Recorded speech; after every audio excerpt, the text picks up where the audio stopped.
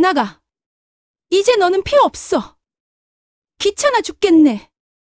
이모의 날카로운 목소리가 13살 소연을 절망 속으로 더욱 깊숙이 밀어 넣었습니다. 영하 15도의 한겨울밤. 살이 찢길 듯한 추위 속에 소연이는 문 밖에 내던져졌습니다. 부모님의 갑작스런 교통사고로 이모네 집에 살게 된 13살 소연은 갑작스럽게 쓰레기 버리듯 내쫓겼습니다. 문이 쾅 닫히는 소리와 함께 소연이의 절규가 눈보라 속에 묻혔어요. 발가락이 얼어붙고 의식이 흐려지고 소연이는 차라리 죽는 게 낫겠다고 생각했습니다. 죽음의 문턱까지 간 13살 소연이는 앞으로 어떤 일들이 벌어질까요? 사연 시작하기 전에 구독과 좋아요는 무료니까 꼭 눌러주세요. 오늘도 전국 사연을 찾아주신 감사한 분들께 행운만 가득하시길 바랍니다. 그날도 평범한 월요일이었습니다.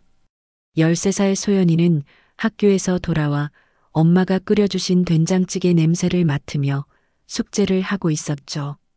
아빠는 퇴근길에 소연이가 좋아하는 붕어빵을 사오겠다고 문자를 보내셨었어요. 그런데 밤 9시가 넘도록 부모님은 돌아오지 않으셨습니다. 소연이는 불안한 마음에 계속 현관문을 바라봤죠. 10시, 11시. 자정이 가까워올 무렵 초인종이 울렸습니다. 문을 열자 경찰관 2명이 서 있었어요. 윤소연 학생이 맞나요?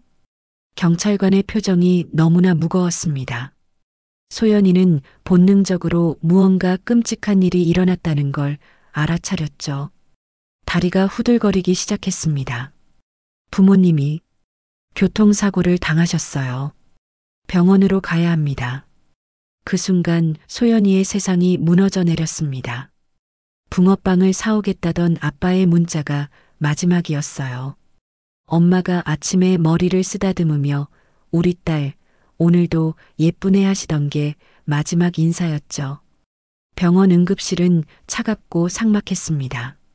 하얀 천으로 덮인 두 구의 시신. 소연이는 믿을 수가 없었어요. 아직도 따뜻할 것만 같은 엄마의 손을 잡았지만 차갑기만 했습니다. 아빠의 얼굴은 평화로워 보였지만 더 이상 눈을 뜨지 않았죠. 엄마, 아빠, 일어나요. 제발. 소연이의 울음소리가 응급실 복도에 메아리 쳤습니다. 간호사들도 눈시울을 붉혔어요. 13살 어린 나이에 한순간에 고아가 되어버린 소녀. 그 모습이 너무나 안쓰러웠죠. 3일 뒤 장례식장. 소연이는 검은 상복을 입고 영정 사진 앞에 멍하니 앉아 있었습니다. 조문객들이 오가며 위로의 말을 건넸지만 아무것도 들리지 않았어요. 그저 사진 속 부모님의 환한 미소만 바라볼 뿐이었죠. 그때였습니다. 화려한 옷차림의 중년 여성이 다가왔어요. 엄마의 동생 박영희 이모였습니다. 평소에는 명절 때도 잘 오지 않던 이모가 갑자기 나타난 거예요. 아이고, 우리 소연이. 이모는 과장스럽게 소연이를 끌어안으며 큰 소리로 울기 시작했습니다. 하지만 소연이는 이모의 품에서 따뜻함을 느낄 수 없었어요. 오히려 차가운 계산이 느껴졌죠. 언니가 이렇게 갑자기 가다니. 소연아, 이제 이모가 너를 책임질게. 우리 집으로 가자. 주변 사람들이 수군거렸습니다. 그래도 가족이 있어서 다행이네. 이모가 저렇게 나서주니 천만다행이야. 하지만 소연이는 이모의 눈빛에서 이상한 빛을 봤습니다. 슬픔이 아니라 다른 무언가. 욕심 같은 것이었어요. 이모 집으로 가는 차 안에서 이모부 김철수가 운전을 하며 말했습니다. 보험금이 얼마나 나온대? 이모가 쿡 찔렀지만 이미 늦었죠. 소연이는 모든 걸 들었습니다. 쉿, 애가 듣잖아. 아니, 그래도 알아야지. 소연아, 너희 부모님이 보험을 꽤 들어놨더라. 그 돈으로 내 학비도 되고 생활비도 쓰고 그럴 거야. 소연이는 차창 밖을 바라보며 눈물을 삼켰습니다. 부모님이 남기신 마지막 흔적마저 이 사람들의 손에 들어가는구나. 가슴이 찢어지는 것 같았어요. 이모 집에 도착한 첫날부터 소연이의 지옥이 시작됐습니다. 야, 윤소연. 설거지는 했어? 빨래는? 이모는 소연이를 하녀처럼 부렸습니다. 학교 갔다 오면 청소, 빨래, 설거지, 요리까지. 손이 거칠어지고 온몸이 쑤셨지만 항의할 수 없었어요. 내가 여기서 먹고 자는데 이 정도는 해야지. 공짜로 살려고?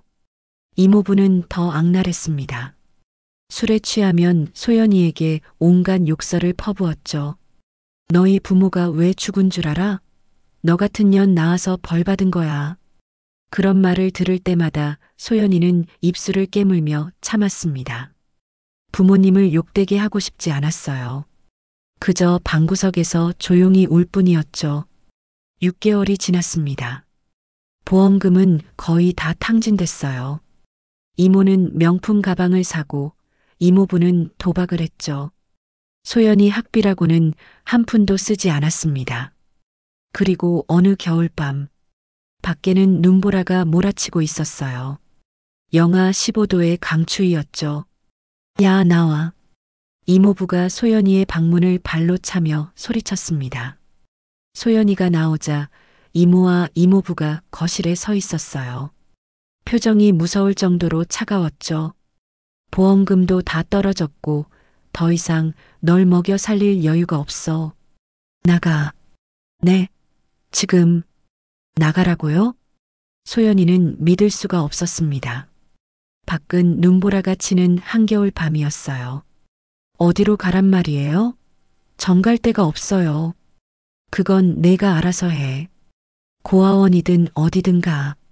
우린 더 이상 널 책임질 수 없어. 이모가 소연이의 팔을 잡아 끌었습니다. 소연이는 필사적으로 버텼어요. 제발, 제발요. 한 번만 봐주세요. 전 정말 갈 곳이 없어요. 시끄러워. 이모부가 소연이를 밀쳐냈습니다. 그대로 현관 밖으로 내던져진 소연이. 문이 쾅 하고 닫혔어요. 잠기는 소리가 들렸죠. 소연이는 문을 두드렸습니다. 손이 얼어붙을 때까지 두드렸어요.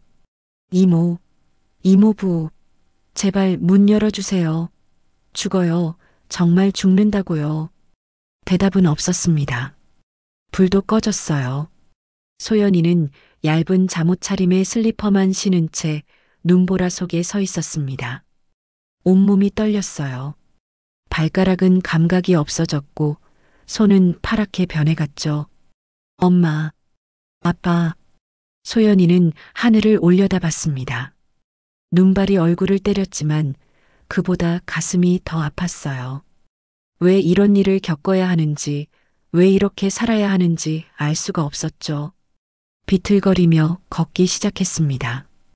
어디로 가야 할지 몰랐어요. 그저 발이 이끄는 대로 걸었죠. 온몸이 얼어붙어 가는 걸 느꼈습니다. 시야가 흐려졌어요. 이렇게 죽는 건가? 소연이는 생각했습니다. 13살의 짧은 생, 부모님을 따라가는 것도 나쁘지 않을 것 같았어요. 적어도 이 차가운 세상보다는 따뜻할 테니까요. 눈 덮인 거리 한복판에서 소연이는 쓰러졌습니다. 의식이 흐려지는 순간 마지막으로 본 것은 하늘에서 내리는 하얀 눈송이들이었어요. 그 눈송이가 마치 엄마의 손길처럼 느껴졌죠. 미안해. 엄마, 아빠. 곧 갈게. 그리고 모든 것이 어둠 속으로 사라졌습니다. 차가움이 먼저 사라졌습니다. 그 다음은 아픔이었죠. 소연이는 이게 죽음인가 싶었어요. 하지만 아니었습니다. 누군가의 따뜻한 손이 얼어붙은 볼을 쓰다듬고 있었거든요. 아이고, 이 추운 날 애가 왜 여기 쓰러져 있어? 늙은 목소리였습니다. 떨리는 음성에는 진심 어린 걱정이 묻어났죠. 소연이는 무거운 눈꺼풀을 겨우 들어 올렸어요. 흐릿한 시야에 주름진 얼굴이 보였습니다. 하얀 머리, 깊은 주름, 그리고 따뜻한 눈빛. 낯선 할머니였어요. 정신이 들어? 아이고, 얼굴이 새파랗게 질렸네. 일단 일어나자, 응? 할머니는 소연이를 부축해 일으켰습니다. 하지만 소연이의 다리는 이미 감각을 잃은 지 오래였어요. 비틀거리다 다시 쓰러질 뻔한 소연이를 할머니가 온몸으로 받쳐주었죠. 아휴, 얼마나 추웠으면. 잠깐만, 할머니가 업어줄게. 이른이 넘어 보이는 할머니는 13살 소연이를 등에 업었습니다. 할머니의 등은 굽었지만 그 품은 세상 어떤 것보다 따뜻했어요. 소연이는 할머니 등에서 엄마 냄새를 맡았습니다. 된장과 김치, 그리고 따뜻한 밥 냄새가 났죠. 할머니는 헉헉거리며 소연이를 업고 걸었습니다. 새벽 4시 시장 골목은 아직 어둠에 잠겨 있었어요. 가로등 불빛만이 희미하게 길을 비추고 있었죠. 조금만 참아. 우리 가게 따뜻해. 국밥 한 그릇 먹으면 금방 나을 거야. 말순 할머니의 국밥집은 시장 한구석에 있었습니다. 낡은 간판에는 말순이네 국밥이라고 적혀 있었어요. 할머니는 떨리는 손으로 문을 열고 소연이를 안으로 들였죠. 가게 안은 정말 따뜻했습니다. 아궁이에서 장작불이 타고 있었고 커다란 솥에서는 김이 모락모락 피어올랐어요. 소연이는 따뜻한 공기를 마시는 것만으로도 살 것 같았죠. 여기 앉아. 할머니가 금방 뭐 좀 가져올게. 할머니는 소연이를 아궁이 옆자리에 앉혔습니다. 그리고 불이 나게 움직이기 시작했어요. 먼저 수건을 뜨거운 물에 적셔 소연이의 얼어붙은 손발을 감쌌죠. 따끔거리는 아픔과 함께 감각이 돌아왔습니다. 아파도 참아야 해. 이래야 동상 안 걸려. 할머니는 정성스럽게 소연이의 손발을 주물렀습니다. 거친 손이었지만 그 손길만큼은 세상에서 가장 부드러웠어요. 소연이의 눈에서 눈물이 흘러내렸죠. 추워서가 아니었습니다. 오랜만에 받는 따뜻한 손길이 너무나 그리웠거든요. 자, 이제 이거 먹어봐. 할머니가 김이 펄펄 나는 국밥 한 그릇을 내왔습니다. 하얀 쌀밥 위에 잘게 찢은 고기, 파, 그리고 진한 국물. 소연이는 떨리는 손으로 숟가락을 들었어요. 첫 숟가락을 입에 넣는 순간 온몸에 전율이 흘렀습니다. 뜨거운 국물이 목구멍을 타고 내려가며 얼어붙은 몸을 녹여주었죠. 고소한 맛, 구수한 향, 그리고 정성. 그 모든 게 국밥 한 그릇에 담겨 있었어요. 천천히 먹어. 급하게 먹으면 체해. 소연이는 국밥을 먹으며 계속 울었습니다. 눈물이 국밥에 떨어졌지만 그래도 계속 먹었어요. 살아있다는 게 느껴졌거든요. 따뜻함이 온몸으로 퍼져나갔죠. 다 먹었어? 더 줄까? 소연이는 고개를 저었습니다. 그리고 할머니를 바라봤어요. 왜 자신을 도와주는지, 왜 이렇게 잘해주는지 묻고 싶었지만 말이 나오지 않았죠. 할머니가 먼저 물었습니다. 집은 어디니?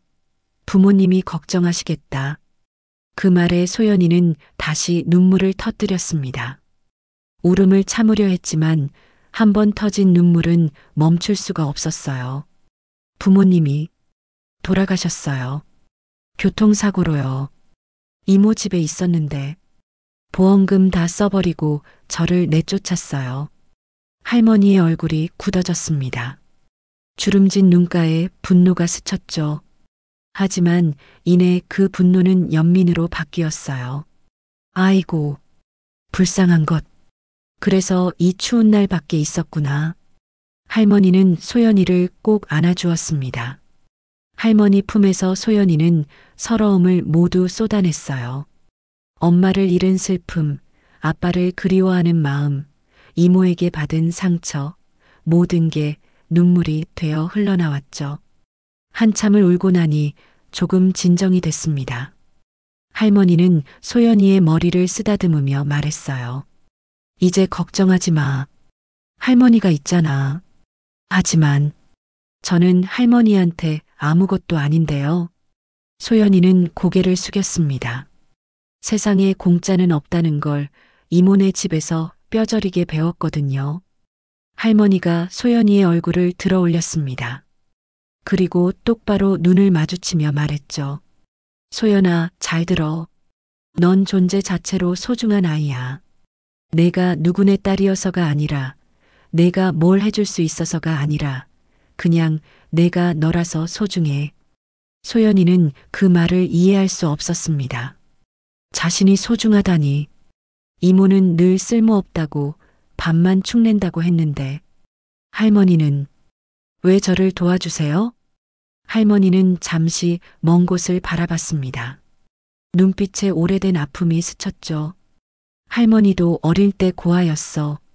전쟁통에 부모님을 잃고 혼자 살았지. 그때 어떤 할머니가 날 걷어주셨어. 국밥 한 그릇으로 목숨을 구해주셨지. 할머니는 소연이의 손을 잡았습니다. 그분이 그러셨어.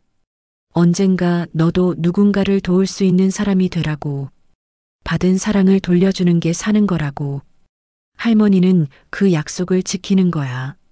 소연이는 할머니의 손을 꼭 잡았습니다. 거친 손이었지만 세상에서 가장 따뜻한 손이었어요.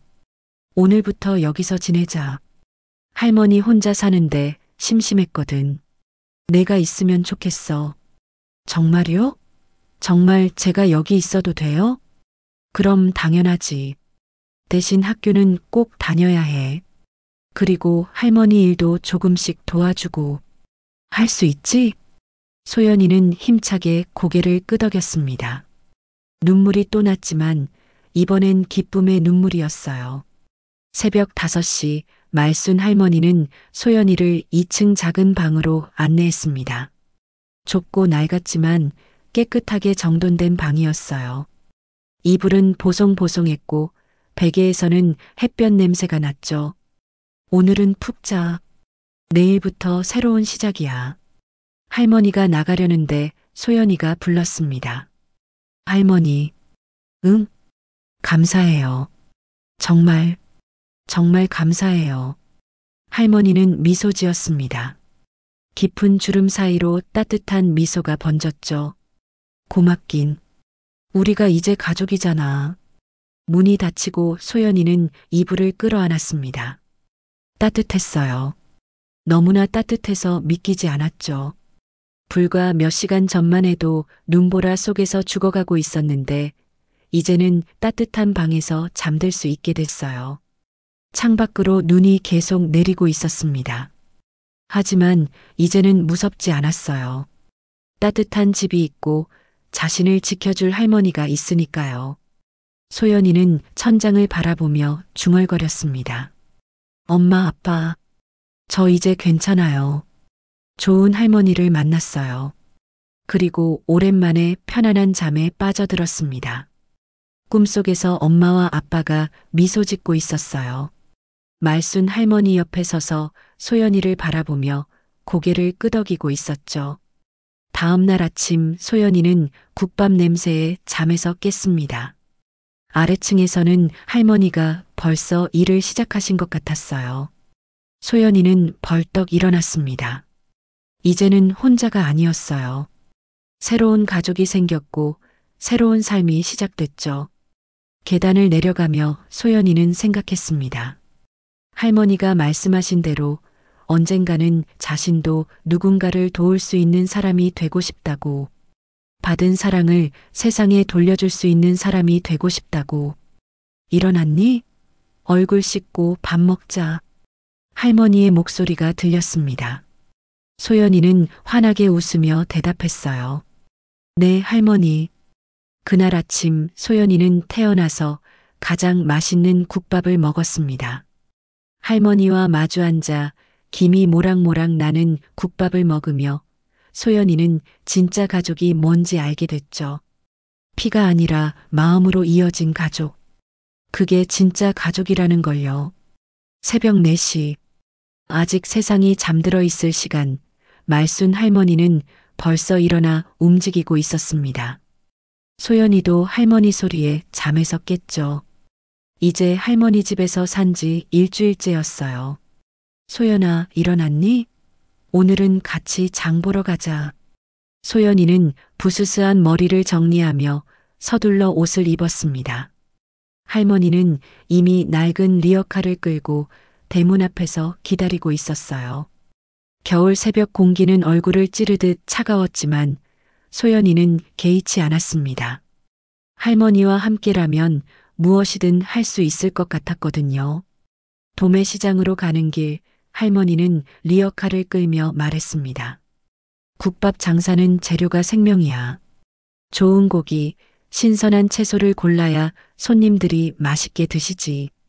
시장에 도착하니 이미 많은 상인들이 분주히 움직이고 있었습니다. 할머니는 익숙한 손놀림으로 고기를 골랐어요. 소연이는 할머니를 따라다니며 하나하나 배웠죠. 이 고기 봐라. 색깔이 선명하고 탄력이 있어야 신선한 거야. 냄새도 맡아봐. 구린내가 나면 안 돼. 정육점 주인 아저씨가 소연이를 보며 물었습니다. 말순 할머니, 이 애가 요즘 소문난 그 애예요? 고아라면서요? 그 말에 소연이는 움츠러들었습니다. 고아라는 단어가 가슴에 비수처럼 박혔죠. 하지만 할머니는 당당하게 대답했어요. 우리 손녀야. 착하고 일도 잘 도와줘. 손녀라는 말에 소연이의 눈시울이 뜨거워졌습니다. 할머니는 소연이의 손을 꼭 잡아주었어요. 그 따뜻한 손길이 말했죠. 너는 혼자가 아니라고, 내가 있다고. 국밥집으로 돌아온 후 본격적인 하루가 시작됐습니다. 할머니는 커다란 솥에 물을 붓고 고기를 넣었어요. 소연이는 옆에서 팔을 다듬었죠. 처음엔 칼질이 서툴러서 파가 제각각이었습니다.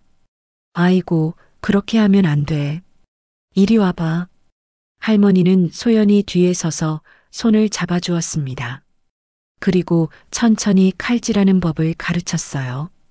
칼은 이렇게 기울여서 일정한 두께로 썰어야 해. 너무 두꺼우면 맛이 안 우러나고 너무 얇으면 흐물거려. 소연이는 할머니의 가르침을 하나도 놓치지 않으려고 집중했습니다. 손가락을 베기도 했지만 그럴 때마다 할머니는 반창고를 붙여주며 격려했죠. 처음부터 잘하는 사람은 없어. 실수하면서 배우는 거야. 아침 7시가 되자 첫 손님들이 들어오기 시작했습니다. 시장에서 일하는 상인들이었어요. 소연이는 떨리는 마음으로 국밥을 날랐습니다. 어서 오세요. 소연이의 밝은 인사에 손님들이 미소 지었습니다. 하지만 모두가 그런 건 아니었어요. 어떤 아주머니는 소연이를 위아래로 훑어보며 수군거렸죠. 제가 그 애 맞지? 이모한테 버림받았다던. 불쌍하긴 한데 남의 집에 얹혀 사는 거 아니야? 그런 말들이 소연이의 귀에 들어왔습니다. 가슴이 쿵 내려앉았어요. 자신이 짐덩어리처럼 느껴졌죠. 그때 할머니가 큰 소리로 말했습니다. 우리 소연이가 없으면 내가 어떻게 장사를 하겠어. 이렇게 잘 도와주는데. 할머니의 말에 소연이는 더 열심히 일했습니다. 테이블을 닦고 그릇을 나르고 손님들에게 인사하고 땀이 이마에 맺혔지만 쉬지 않았어요. 점심시간이 지나고 잠시 한가해졌을 때 할머니가 소연이를 불렀습니다. 이제 국밥 끓이는 법을 배워볼래? 소연이는 눈을 반짝였습니다. 드디어 할머니의 비법을 배울 수 있는 거예요. 국밥은 그냥 고기 삶은 물이 아니야. 정성이 들어가야 해. 먼저 사고를 12시간 이상 우려내야 하고. 할머니는 하나하나 자세히 설명했습니다. 불 조절하는 법, 거품 걷어내는 타이밍, 간 맞추는 요령까지. 소연이는 작은 수첩에 열심히 적었어요. 그런데 가장 중요한 건 마음이야. 먹는 사람이 건강하기를, 행복하기를 바라는 마음. 그 마음이 없으면 아무리 좋은 재료를 써도 맛이 안 나. 소연이는 고개를 끄덕였습니다. 할머니의 국밥이 특별한 이유를 알 것 같았어요. 어느 날 소연이는 뜨거운 국밥을 나르다가 그만 쟁반을 놓쳐버렸습니다. 뜨거운 국물이 손과 팔에 쏟아졌고 소연이는 비명을 질렀어요. 아! 할머니가 달려왔습니다. 소연이의 빨갛게 부어오른 손을 보고 급히 찬물에 담갔죠. 아이고, 우리 소연이. 많이 아프지? 소연이는 눈물을 참으며 고개를 저었습니다. 괜찮아요, 할머니. 제가 조심했어야 했는데. 하지만 속은 너무 아팠어요. 화상 입은 부위가 욱신거렸죠. 그런데 이상했습니다. 아픈 만큼 마음은 단단해지는 것 같았어요. 이 정도 아픔쯤이야 이모네 집에서 겪은 것에 비하면 아무것도 아니었으니까요. 밤이 되면 할머니는 소연이에게 인생 이야기를 들려주었습니다. 할머니도 처음엔 국밥 하나 제대로 못 끓였어. 손님들이 맛없다고 다 남기고 가기도 했지. 그래도 포기하지 않았어. 왜냐하면 할머니는 소연이를 바라보며 미소 지었습니다. 사람 가치는 돈이 아니라 마음이야. 성실하게 살다 보면 언젠가는 인정받게 돼 있어. 그 말씀을 들으며 소연이는 다짐했습니다. 할머니처럼 살겠다고. 아무리 힘들어도 포기하지 않고 성실하게 살겠다고. 한 달이 지났습니다. 소연이는 이제 제법 능숙하게 일을 도울 수 있게 됐어요. 파 써는 것도 상 차리는 것도 심지어 간단한 국밥 끓이기도 할 수 있게 됐죠. 어느 날 저녁 한 손님이 말했습니다. 요즘 국밥 맛이 더 좋아진 것 같아요. 뭔가 달라졌어요? 할머니가 소연이를 가리키며 웃었습니다. 우리 소연이가 도와줘서 그래요. 이 아이 손맛이 들어가니까 더 맛있죠. 소연이는 얼굴이 빨개졌습니다. 부끄럽기도 하고 뿌듯하기도 했어요. 자신도 무언가 도움이 되고 있다는 게 기뻤죠. 시장 사람들의 시선도 조금씩 바뀌기 시작했습니다. 처음엔 동정 어린 눈빛이었지만 이제는 인정하는 눈빛이 됐어요. 저애 참 성실해. 말순 할머니 만나서 복 받은 거야. 아니, 할머니가 저애 만나서 복 받은 거지. 혼자 하기 힘들었을 텐데. 그런 말들을 들을 때마다 소연이는 더 열심히 일했습니다. 할머니에게 짐이 되고 싶지 않았어요. 오히려 힘이 되고 싶었죠. 밤마다 소연이는 일기를 썼습니다. 그날 배운 것, 느낀 것, 감사한 것들을 적었어요. 그리고 항상 이렇게 마무리했죠. 오늘도 할머니 덕분에 행복했다. 내일은 더 잘하고 싶다. 소연이는 몰랐습니다. 할머니가 가끔 그 일기장을 몰래 보신다는 걸. 그리고 그때마다 할머니 눈에 눈물이 맺힌다는 걸. 할머니에게도 소연이는 선물이었으니까요. 외로웠던 노년에 찾아온 소중한 손녀였으니까요. 국밥집은 점점 활기를 띠기 시작했습니다. 소연이의 밝은 에너지가 가게 전체를 환하게 만들었죠. 손님들도 늘어났어요. 소연이의 인사를 받으려고, 소연이가 나르는 국밥을 먹으려고 오는 단골들이 생겼습니다. 우리 소연이 없으면 이제 장사 못해. 할머니가 농담처럼 말했지만 진심이었습니다. 소연이는 이제 국밥집에 없어서는 안 될 존재가 됐어요. 그리고 소연이도 그걸 알고 있었죠. 자신이 필요한 사람이 됐다는 것. 그것만으로도 세상을 다 가진 것 같았습니다. 세월이 빠르게 흘렀습니다. 13살이던 소연이는 어느새 18살이 되었어요. 5년이라는 시간 동안 소연이는 할머니 곁에서 많은 것을 배웠죠. 국밥 끓이기는 물론이고 이제는 발효 음식의 깊은 맛까지 낼 수 있게 되었습니다.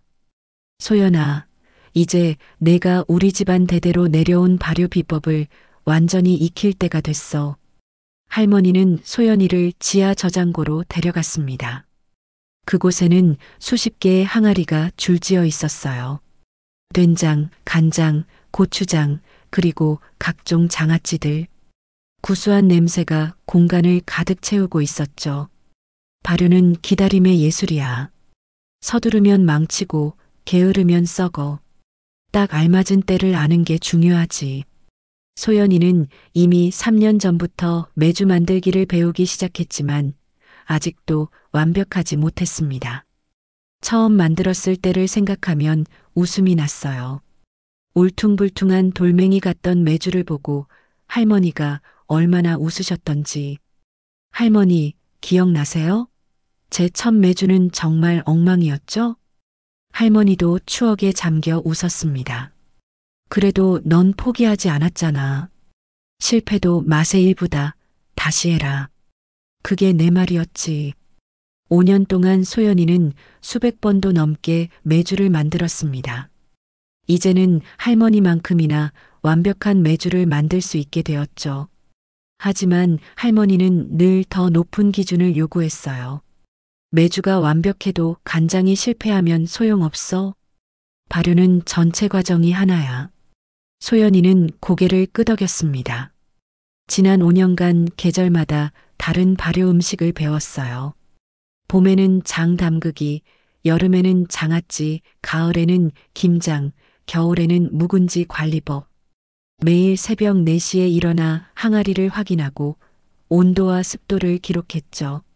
18살이 된 소연이는 이제 시장에서도 인정받는 요리사가 되어 있었습니다. 할머니가 아플 때면 혼자서도 국밥집을 운영할 수 있을 정도였어요. 그런데 최근 들어 할머니의 기력이 눈에 띄게 약해지기 시작했습니다. 계단을 오르내릴 때 숨이 차하고 무거운 솥을 들 때면 힘들어 하셨죠. 소연이는 걱정이 되었지만 할머니는 괜찮다고만 하셨어요. 할머니, 병원에 가보세요. 요즘 너무 힘들어 보이세요. 에이, 나이 들면 다 그런 거야. 걱정하지 마. 하지만 어느 날 할머니가 갑자기 쓰러지셨습니다.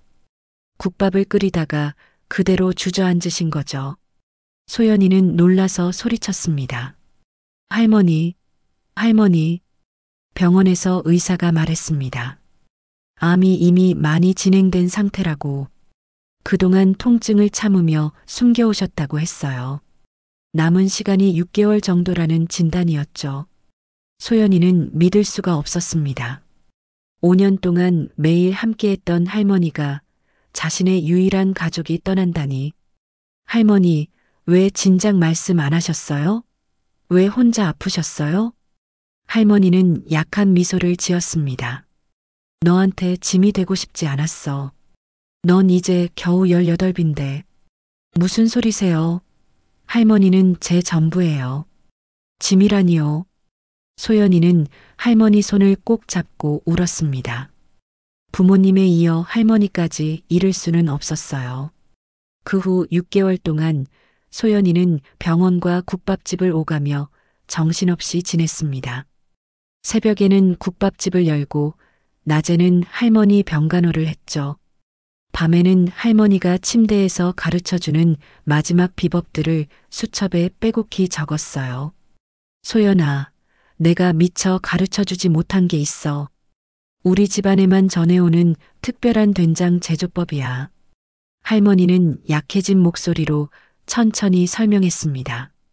5년 동안 가르쳤지만 아직도 전하지 못한 것들이 많았던 거예요. 그리고 가장 중요한 건 마음이야. 5년 동안 너를 봐왔어. 넌 기술은 완벽해. 하지만 진짜 요리사가 되려면 할머니는 잠시 숨을 고르고 말을 이었습니다. 먹는 사람을 생각하는 마음이 있어야 해. 내가 만든 음식 한 그릇이 누군가의 하루를, 인생을 바꿀 수 있어. 소연이는 고개를 끄덕였습니다. 5년 전 할머니의 국밥 한 그릇이 자신을 살렸던 것처럼 겨울이 다시 왔습니다. 소연이가 처음 할머니를 만났던 계절이었죠. 할머니의 상태는 많이 나빠졌어요. 이제는 말하는 것조차 힘들어 하셨죠. 그런데 어느 날 새벽 할머니가 소연이를 불렀습니다. 소연아, 이리 와. 소연이는 할머니 곁으로 다가갔습니다. 할머니의 손은 차가웠어요. 하지만 눈빛만은 따뜻했죠. 할머니가 마지막으로 할 말이 있어. 할머니, 마지막이라니요. 그런 말하지 마세요. 소연이는 울며 말했지만 할머니는 고개를 저었습니다. 들어. 밥 한 그릇이 사람을 살린다. 5년 동안 너를 가르쳤어. 이제 너는 준비가 됐어. 할머니는 힘겹게 말을 이었습니다. 내가 만든 음식으로 배고픈 사람을 먹이고 슬픈 사람을 위로하고 그게 진짜 요리야. 소연이는 눈물로 범벅이 된 얼굴로 고개를 끄덕였습니다. 네, 할머니. 꼭 그렇게 할게요. 할머니가 저를 살려주신 것처럼 저도 다른 사람들을 살릴게요. 할머니가 미소 지었습니다. 넌 내 자랑이야. 5년 동안 너를 키운 게 내 인생 최고의 선택이었어. 그리고 소연이의 손을 꼭 잡으며 말했어요. 이제는 내 길을 가거라. 할머니는 늘 내 곁에 있을 거야. 그것이 할머니의 마지막 말이었습니다. 할머니는 소연이의 손을 잡은 채 평화롭게 눈을 감으셨어요. 마치 깊은 잠에 든 것처럼 편안한 얼굴이었죠. 소연이는 할머니를 꼭 안고 울었습니다. 5년이라는 시간이 주마등처럼 스쳐 지나갔어요. 처음 만난 날, 첫 메주를 만들던 날, 손님들에게 칭찬받던 날, 함께 웃고 울던 모든 순간들이 장례식장에는 시장 사람들이 모두 왔습니다. 5년 동안 할머니와 소연이를 지켜본 사람들이었죠. 말순 할머니가 소연이를 만난 건 정말 축복이었어요. 아니에요. 소연이가 할머니를 만난 게 축복이죠. 둘 다 서로에게 축복이었어요. 사람들의 이야기를 들으며 소연이는 깨달았습니다. 5년이라는 시간 동안 할머니가 준 것은 단순한 요리 기술이 아니라 삶을 대하는 자세와 사람을 사랑하는 마음이었다는 걸. 장례가 끝난 후 소연이는 텅 빈 국밥집에 섰습니다. 18살, 이제 성인이 된 소연이는 혼자 서야 했어요. 하지만 두렵지 않았습니다. 5년간의 가르침이 몸과 마음에 깊이 새겨져 있었으니까요. 소연이는 할머니가 쓰던 앞치마를 묶었습니다. 그리고 아궁이에 불을 지폈어요. 커다란 솥에 물을 붓고 사골을 넣었죠. 할머니가 가르쳐준 대로 정성을 다해서 할머니, 보고 계시죠? 5년 동안 받은 가르침 평생 잊지 않을게요. 밥 한 그릇으로 사람을 살리는 사람이 될게요. 소연이의 다짐이 텅 빈 가게에 울려 퍼졌습니다. 창밖에는 눈이 내리고 있었어요. 5년 전 그날처럼. 하지만 이제 소연이는 진정한 요리사가 되어 있었습니다. 할머니의 5년간 가르침과 사랑이 그녀를 완성시켰으니까요. 할머니가 돌아가신 지 2년이 지났습니다. 20살이 된 소연이는 이제 완전히 새로운 시작을 준비하고 있었어요. 국밥집은 건물주가 재개발을 한다며 나가달라고 했고 소연이는 어쩔 수 없이 다른 길을 찾아야 했죠. 시장 한 구석, 월세가 싼 작은 가게를 구했습니다. 창문 하나, 탁자 2개가 전부인 정말 작은 공간이었어요. 하지만 소연이에게는 희망이 가득한 곳이었죠. 간판을 달았습니다. 소연이네 반찬 가게라고. 할머니가 가르쳐준 발효기술과 반찬 솜씨로 새롭게 시작하는 거였어요. 개업 첫날 아침 소연이는 새벽 3시에 일어났습니다. 할머니가 그랬던 것처럼 정성을 다해 반찬을 준비했어요. 시금치 나물, 콩나물 무침, 멸치볶음, 김치, 장조림, 그리고 할머니 비법으로 만든 된장과 고추장까지. 할머니, 오늘이 시작이에요. 잘할 수 있겠죠? 빈 가게에서 혼자 중얼거렸습니다. 할머니 사진을 가게 한쪽에 모셔놓고 인사를 했어요. 아침 9시 가게 문을 열었습니다. 하지만 손님은 아무도 오지 않았어요. 10시, 11시, 정오가 되어도 마찬가지였죠. 소연이는 가게 앞에 서서 지나가는 사람들에게 인사했지만 모두 그냥 지나쳐갔습니다. 반찬 필요하신 거 없으세요? 오늘 간 만든 거예요. 목소리가 점점 작아졌습니다. 하루 종일 서 있으니 다리가 퉁퉁 부었어요. 저녁 6시, 결국 단 한 명의 손님도 없이 문을 닫았죠. 준비한 반찬들을 보며 소연이는 눈물이 났습니다. 새벽부터 정성껏 만든 음식들이 그대로 남아 있었어요. 전기세, 가스비, 월세. 벌써부터 걱정이 밀려왔죠. 할머니, 저 잘할 수 있을까요? 너무 무서워요. 둘째 날도 셋째 날도 마찬가지였습니다. 일주일이 지났지만 손님은 하루에 한두 명 정도였어요. 그마저도 구경만 하고 가는 경우가 많았죠. 요즘 마트에서도 반찬 파는데 뭐하러 여기서 사? 어떤 아주머니의 말이 가슴에 비수처럼 박혔습니다. 맞는 말이었어요. 대형마트에는 더 싸고 종류도 다양한 반찬들이 있었죠. 한 달이 지났습니다. 통장 잔고는 바닥을 보이고 있었어요. 월세 낼 날이 다가오는데 수중에는 돈이 없었죠. 그날 밤 소연이는 가게에서 혼자 울었습니다. 할머니, 죄송해요. 할머니가 가르쳐 주신 걸로도 저는 아무것도 할 수 없나 봐요. 그때였습니다. 가게 문이 열리는 소리가 났어요. 이 늦은 시간에 누가 온 걸까 싶어 고개를 들었는데 아무도 없었죠. 그런데 선반 위에 있던 반찬통들이 없어져 있었습니다. 도둑이다. 소연이는 밖으로 뛰어나갔지만 이미 아무도 보이지 않았어요. 하루치 매상으로 장을 봐둔 반찬들이 모두 사라진 거였죠.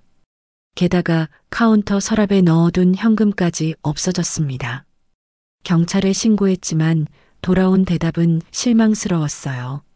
CCTV도 없고 목격자도 없으면 찾기 어려워요. 앞으로 조심하세요. 그날 밤 소연이는 정말로 포기하고 싶었습니다. 20살의 나이에 감당하기에는 너무 큰 짐이었어요. 부모님도 없고 할머니도 없고 이제는 돈도 없고 희망도 없었죠. 가게 바닥에 주저앉아 한참을 울었습니다. 눈물이 마를 때까지 울고 또 울었어요. 그러다 문득 할머니가 했던 말이 떠올랐습니다. 실패도 맛의 일부야. 다시 해라. 소연이는 천천히 일어났습니다. 눈은 퉁퉁 부어 있었지만 마음은 조금씩 단단해지고 있었어요. 그래, 포기하면 안 돼. 할머니가 날 포기하지 않았던 것처럼. 다음 날 소연이는 다시 새벽 3시에 일어났습니다. 남은 재료는 얼마 없었지만 최선을 다해 반찬을 만들었어요. 도둑 맞은 건 억울했지만 그것 때문에 멈출 수는 없었죠. 이번엔 작전을 바꿨습니다. 가게에만 앉아있지 않고 직접 시장을 돌아다니며 반찬을 팔기로 한 거예요. 작은 수레에 반찬통들을 싣고 시장 골목골목을 다녔습니다. 반찬 사세요. 오늘 아침에 만든 거예요.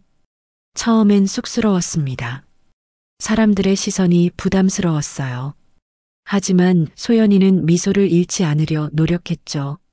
시장 상인 아저씨 한 분이 소연이를 불렀습니다. 아가씨, 말순 할머니 손녀 맞지? 네, 맞아요. 할머니 솜씨를 닮았는지 한번 보자. 아저씨는 김치를 맛보더니 눈이 커졌습니다. 오, 이거 진짜 말순 할머니 맛이네. 장조림도 줘봐. 그날 소연이는 처음으로 반찬을 다 팔았습니다. 비록 큰 돈은 아니었지만 희망이 보이기 시작했어요. 저녁에 가게로 돌아온 소연이는 할머니 사진 앞에 섰습니다. 할머니, 오늘 다 팔았어요. 할머니가 가르쳐 주신 대로 만드니까 사람들이 맛있다고 했어요. 그런데 가게 앞에 누군가 서 있었습니다. 10살쯤 되어 보이는 남자아이였어요. 옷은 해지고 얼굴은 때가 묻어 있었죠. 배고픈 눈으로 가게 안을 들여다보고 있었습니다. 소연이는 그 아이를 보며 5년 전 자신의 모습이 떠올랐어요. 이모에게 쫓겨나 굶주렸던 그날이. 얘야, 배고프니? 아이는 놀라서 도망가려 했지만 소연이가 부드럽게 말했습니다. 도망가지 마. 밥 먹고 가. 소연이는 남은 반찬으로 김밥을 만들어 주었습니다. 아이는 허겁지겁 먹었어요. 얼마나 굶었는지 눈물을 흘리면서 먹었죠. 천천히 먹어. 더 줄게. 아이는 김밥을 다 먹고 고개를 숙였습니다. 감사합니다. 근데 저 돈이 없어요. 괜찮아. 돈 안 받아. 소연이는 아이의 머리를 쓰다듬었습니다. 할머니가 자신에게 그랬던 것처럼 그날 이후로 그 아이는 가끔 가게 앞에 나타났습니다. 소연이는 그때마다 먹을 것을 챙겨주었어요. 자신도 어려운 형편이었지만 굶는 아이를 그냥 보낼 수는 없었죠. 2달째 상황은 조금씩 나아지고 있었습니다. 시장을 돌며 판매하는 방식이 효과를 보기 시작했어요. 단골 손님도 조금씩 생겼죠. 하지만 여전히 힘든 건 마찬가지였습니다. 겨우 월세와 재료비를 낼 정도였어요. 그래도 소연이는 포기하지 않았습니다. 매일 새벽에 일어나 반찬을 만들고 낮에는 시장을 돌며 판매하고 저녁에는 다음 날 준비를 했죠. 어느 날 저녁 한 할아버지가 가게로 찾아왔습니다. 젊은 사람이 참 성실하네. 매일 보니까 하루도 안 쉬더군. 열심히 해야죠. 먹고 살려면요. 할아버지는 소연이를 물끄러미 바라보다가 말했습니다. 말순 할머니가 자네를 참 자랑스러워 하실 거야. 포기하지 말고 계속하게. 성실한 사람은 언젠가 빛을 보게 되어 있어. 그 말에 소연이는 눈시울이 뜨거워졌습니다. 모르는 사람의 격려가 이렇게 큰 힘이 될 줄 몰랐어요. 3달째 되는 날 소연이는 가게 앞에 작은 종이를 붙였습니다. 어려운 분들께는 무료로 반찬 나눔합니다. 부담 갖지 마시고 편하게 오세요. 자신도 어렵지만 더 어려운 사람들이 있다는 걸 알았기 때문이었어요. 할머니가 자신에게 해준 것처럼 이제는 자신이 누군가에게 그런 존재가 되고 싶었죠. 그날 밤 소연이는 일기를 썼습니다. 오늘도 힘들었다. 하지만 포기하지 않았다. 할머니가 보고 계신다면 칭찬해 주실까? 아직 갈 길이 멀지만 한 걸음씩 나아가고 있다. 밥 한 그릇이 사람을 살린다는 할머니 말씀을 이제야 조금씩 이해하게 된다. 내일은 오늘보다 나은 날이 되기를. 반찬 가게를 연 지 6개월이 지났습니다. 소연이의 하루는 여전히 새벽 3시에 시작됐어요. 어둠이 짙게 깔린 시장 골목을 걸어 도매시장으로 향했죠. 손전등 하나의 의지에 길을 밝히며 오늘도 좋은 재료를 구하려고 발걸음을 재촉했습니다. 도매시장 입구에서 채소를 파는 아저씨가 소연이를 보고 손을 흔들었어요. 소연이 왔네. 오늘은 시금치가 정말 싱싱해. 특별히 좋은 걸로 골라줄게. 소연이는 감사하다고 인사하며 시금치를 살펴봤습니다. 잎사귀 하나하나를 꼼꼼히 확인했어요. 할머니가 가르쳐준 대로 좋은 재료가 좋은 맛을 낸다는 걸 알았으니까요. 가게로 돌아온 소연이는 곧바로 반찬 준비를 시작했습니다. 시금치를 깨끗이 씻고 살짝 데쳐서 나물을 무쳤어요. 콩나물은 아삭하게, 감자조림은 달콤하게, 멸치볶음은 짭짤하게. 각각의 반찬에 정성을 담았죠. 그런데 요즘 들어 이상한 일이 일어나고 있었습니다. 매일 아침 준비한 반찬 중 일부가 저녁이 되면 없어지는 거예요. 도둑인가 싶어 걱정했지만 돈은 그대로 있었죠. 대신 반찬통 옆에 동전 몇 개가 놓여 있기도 했습니다. 어느 날 소연이는 일부러 가게에 숨어서 지켜봤어요. 오후 4시쯤 누군가 조심스럽게 가게로 들어왔습니다. 놀랍게도 그건 몇 달 전부터 가끔 밥을 챙겨주던 그 아이였어요. 하지만 혼자가 아니었습니다. 더 어린 동생들 둘을 데리고 있었죠. 형아, 여기 정말 괜찮아? 조용히 해. 누나가 안 계실 때만 가져가는 거야. 대신 돈은 놔두고. 아이는 주머니에서 구겨진 1,000원짜리 한 장을 꺼내놓고 반찬통 하나를 들었습니다. 동생들과 나눠 먹을 생각인 것 같았어요. 소연이는 가슴이 찡했습니다. 자신이 준 밥을 먹고도 여전히 배고픈 아이가 동생들까지 챙기고 있었던 거예요. 그런데도 나름대로 값을 치르려고 하는 모습이 너무나 안쓰러웠죠. 소연이는 조용히 나타났습니다. 얘들아. 아이들은 깜짝 놀라 도망가려 했지만 소연이가 부드럽게 말했어요. 도망가지 마. 화 안 나. 큰아이가 고개를 숙이며 말했습니다. 죄송해요. 동생들이 너무 배고파해서. 괜찮아. 근데 왜 말 안 하고 가져갔니? 내가 안 준다고 했어? 그게 자꾸 얻어먹기만 하면 안 될 것 같아서요. 소연이는 아이의 머리를 쓰다듬었습니다. 어린 나이에 자존심을 지키려는 마음이 기특하면서도 안타까웠어요. 앞으로는 그냥 와. 대신 가게 청소 좀 도와줄래? 그럼 떳떳하게 먹을 수 있잖아. 아이의 눈이 반짝였습니다. 정말요? 제가 일을 하면 되는 거예요? 그날부터 아이들은 매일 왔습니다. 큰 아이는 가게 청소를 돕고 작은 아이들은 반찬통 정리를 도왔어요. 소연이는 그 대가로 아이들에게 따뜻한 밥과 반찬을 챙겨줬죠.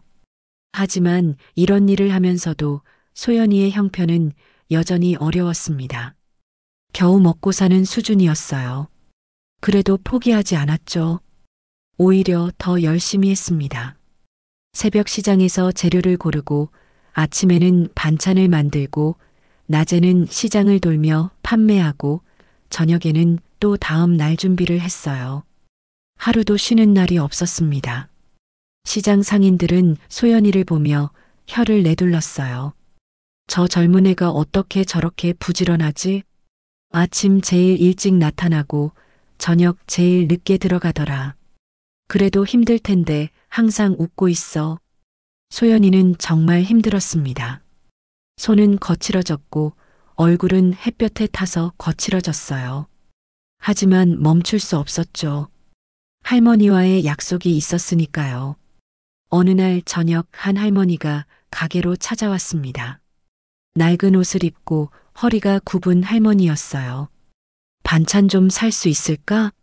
네, 어서 오세요. 할머니는 반찬을 고르다가 가격표를 보고 한숨을 쉬었습니다. 비싸네. 김치만 조금 살게. 소연이는 할머니의 모습을 보며 말순 할머니가 떠올랐어요. 혼자 사시는 것 같은데 형편도 어려워 보였죠. 할머니, 잠깐만요. 소연이는 반찬을 여러 개 담아서 봉지에 넣었습니다. 김치뿐 아니라 나물도, 조림도, 젓갈도 넣었어요. 이게 다 뭐야? 난 김치만. 오늘 장사가 잘 안 돼서 남은 거예요. 버리기 아까운데 할머니가 드셔주시면 좋겠어요. 거짓말이었습니다. 간 만든 신선한 반찬들이었죠. 하지만 소연이는 할머니의 자존심을 지켜드리고 싶었어요. 할머니는 눈물을 글썽이며 소연이의 손을 잡았습니다. 고맙다. 정말 고마워. 그런 일들이 하나둘 쌓여갔습니다. 형편이 어려운 손님에게는 더 많이 담아주고 아이들에게는 몰래 간식을 챙겨주고 노숙자가 지나가면 따뜻한 국물이라도 한 그릇 내어줬어요. 소연이는 이런 일을 아무에게도 말하지 않았습니다. 그저 조용히 묵묵히 할 일을 할 뿐이었죠. 자신도 어렵지만 더 어려운 사람들을 외면할 수 없었어요. 할머니가 자신에게 그랬던 것처럼. 그러던 어느 날 시장에서 떡집을 하는 아주머니가 소연이에게 다가왔습니다. 소연아, 너 그거 알아?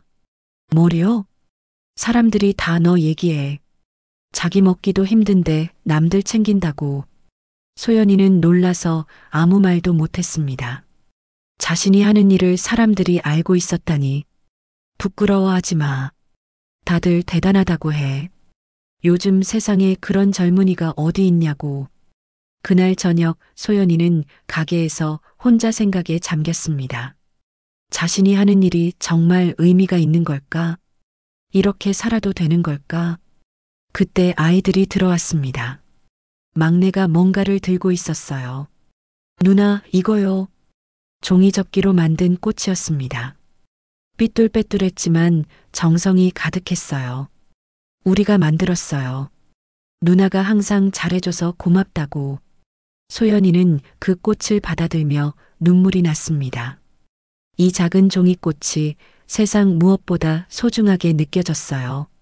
밤이 깊어갈 무렵 소연이는 할머니 사진을 바라보며 말했습니다. 할머니, 저 잘하고 있는 거죠? 아직 많이 부족하지만 할머니처럼 살려고 노력하고 있어요. 창밖에는 별이 빛나고 있었습니다. 그중 가장 밝은 별이 할머니인 것 같았어요. 소연이를 지켜보며 미소 짓고 있는 것 같았죠. 다음 날도 소연이는 새벽 3시에 일어났습니다. 피곤했지만 마음은 가벼웠어요. 오늘도 누군가에게 따뜻한 한 끼가 되어줄 반찬을 만들 생각에 힘이 났죠. 시장으로 가는 길 소연이는 혼자 중얼거렸습니다. 할머니가 말씀하셨지. 밥 한 그릇이 사람을 살린다고. 이제 알 것 같아요. 그 의미가 뭔지. 소연이의 발걸음은 어느 때보다 가벼웠습니다. 비록 가난하고 힘들지만 자신이 하는 일에 자부심을 느꼈으니까요.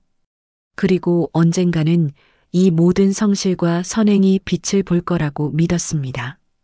할머니가 늘 말씀하셨던 것처럼 어느 평범한 화요일 오후였습니다. 소연이는 여느 때처럼 시장을 돌며 반찬을 팔고 있었어요. 그런데 낯선 젊은 남자가 다가왔습니다.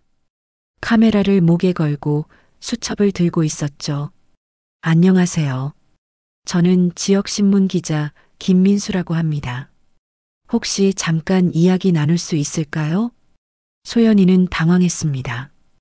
기자라니 무슨 일이 있는 걸까 싶었어요. 저요? 저는 그냥 반찬 파는 사람인데요. 기자는 부드럽게 웃으며 말했습니다. 알고 있습니다. 사실 며칠 전부터 취재를 하고 있었어요. 시장 상인분들이 많이 말씀해 주셨거든요. 소연이는 더욱 놀랐습니다. 자신에 대해 무슨 이야기를 들었을까 걱정이 됐어요. 제가 뭘 잘못했나요? 아니요, 전혀요. 오히려 반대입니다. 좋은 이야기를 많이 들었어요.